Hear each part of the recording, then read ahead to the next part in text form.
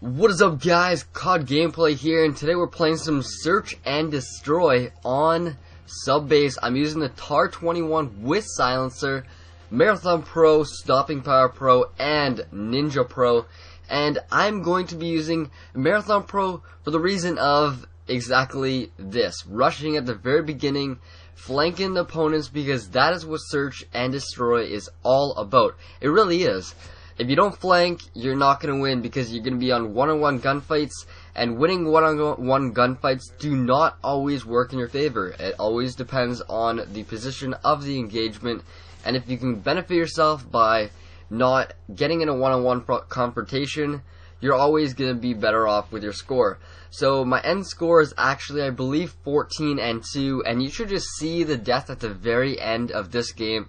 It is absolutely retarded. The guy's just sitting behind a little, what was it? It was just a little container barrel thing, and he was just sitting there the whole entire round for 45 seconds that I was alive. I guess technically he was doing it right. You could say that, because he did kill me. So he did something right, but I was not too impressed.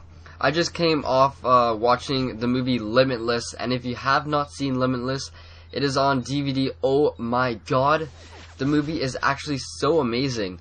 So watching it, the storyline, basically this guy, this general guy who's a writer, and he's really lazy, doesn't have like any motivation, can never write, and he's just on the downhill and everything. And all of a sudden he meets this person, his ex-girlfriend, or his ex-wife's husband, and he's like, I have this pill.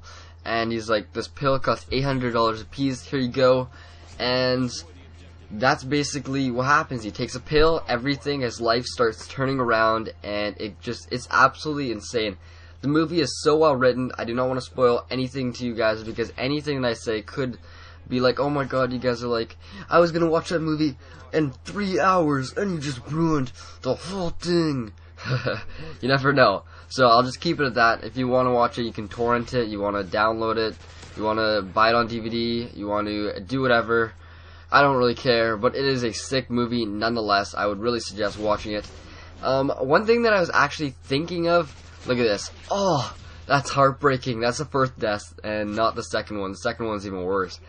I was just not expecting him there, and you know what, you gotta expect the unexpected when you're playing with people that aren't the greatest, because I find, these are the two questions that I was asking myself before doing this commentary. Is it easier to play really good people or really bad people in Search and Destroy? The reason why I say Search and Destroy in particular is because good people, you can usually predict where they're gonna be, right? Bad people, you're not gonna really predict where they're gonna be. They're so hard to predict. You'll be playing with them one time, they'll literally just sit behind a barrel for the entire round, and you can do nothing about it, right? And then you're playing good people, you kind of know where they are, but they're trying to, it's like a brain, you're trying to outsmart them and stuff. And I really like playing both, because it keeps you on your heels, right? Although you have to admit, playing against bad people, their gun skills are not going to be as good, so you're going to win more one-on-one gun confrontations. But anyway, I was just thinking to myself, is it actually better to play worse players, or is it better to play better players? Kind of a little thing to think about, and you guys probably have the obvious answer of saying worse players, but I don't know, I was just thinking about that. Another thing that I was thinking about is will you actually get better scores if you play with a team? Because with his gamer tag, he always talks about how he plays with a team of like 6 people, and he's always saying, you know, I could do a lot better if I play by myself. Now, I'm not saying anything about Woody's gamer tag. The guy is amazing. He's a great commentator in everything, every aspect. And so he was just saying, well, will I actually play better if I am by myself? And this is my thought. You're with your teammates, they're kind of stealing a bit of your thunder, right? They're stealing some of your kills, and you're not getting as many kills as you would like. I think in a TDM, for sure, no question about it. If you're a TDM by yourself, you're going to get way more kills than being on a good team. Although if you're playing ground war domination and you're with a full party, I think it might actually be better for you to have your whole team. The reasoning, You put them in a spawn lock with your team. Now everybody might be fighting for some kills, right?